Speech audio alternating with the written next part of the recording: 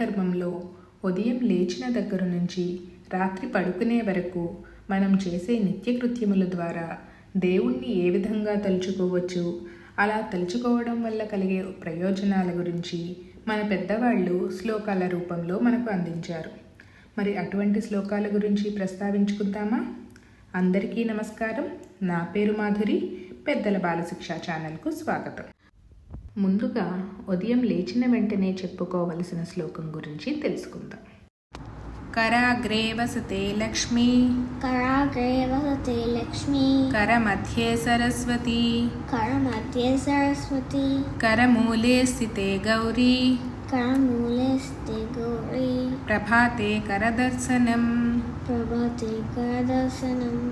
కరాగ్రే వసతే లక్ష్మీ, कराग्रे वसते लक्ष्मी, కరమధ్యే సరస్వతి, करमध्ये सरस्वती, కరమూలే తు గోవిందం, करमूले तु गोविन्दम्, ప్రభాతే కరదర్శనం. प्रभाते करदर्शनम्. మరి ఈ శ్లోకానికి అర్థం చూసుకుంటే, కరాగ్రే వసతే లక్ష్మి అంటే మన అరచేతుల మొదట్లో లక్ష్మీదేవి నివసిస్తారట.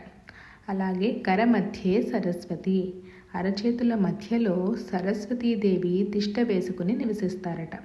అలాగే కరమూలేతు గోవిందం లేదా కరమూలే స్థితే గౌరీ అంటారు.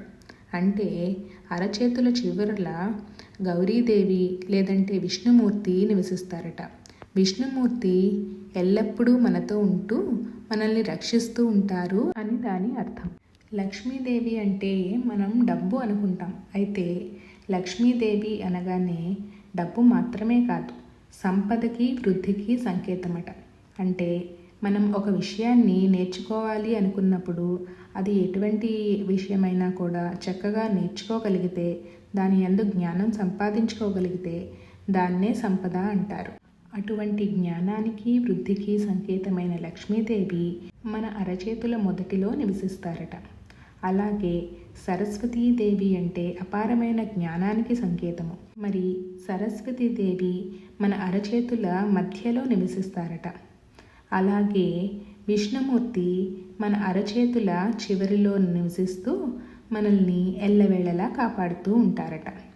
మనం ఉదయాన్నే లేచిన వెంటనే అరచేతులు తెరిచి కళ్ళు మూసుకుని మనసులో లక్ష్మీదేవిని, సరస్వతీదేవిని, విష్ణుమూర్తిని, గౌరీదేవిని స్మరిస్తూ ఈ శ్లోకాన్ని చెప్పుకుంటే మనకి ఆ రోజు చేసే పనులన్నీ సాఫీగా సాగుతాయి. అలాగే భగవంతుడు మన చేతులలోనే నివసిస్తున్నాడు అనే భావన కలిగి, మరి అటువంటి పవిత్రమైన చేతులతో ఎటువంటి చెడు పనులు చేయకూడదు అనే విషయాన్ని మనకి అడుగడుగునా గుర్తు చేస్తూ ఉంటుంది. మరి లేచిన వెంటనే ఈ శ్లోకాన్ని చెప్పుకోవటం మన దినచర్యలో భాగం కావాలని కోరుకుంటున్నాను. ఇటువంటి మరెన్నో శ్లోకాలు రాబోయే వీడియోల్లో చెప్పుకుందాం.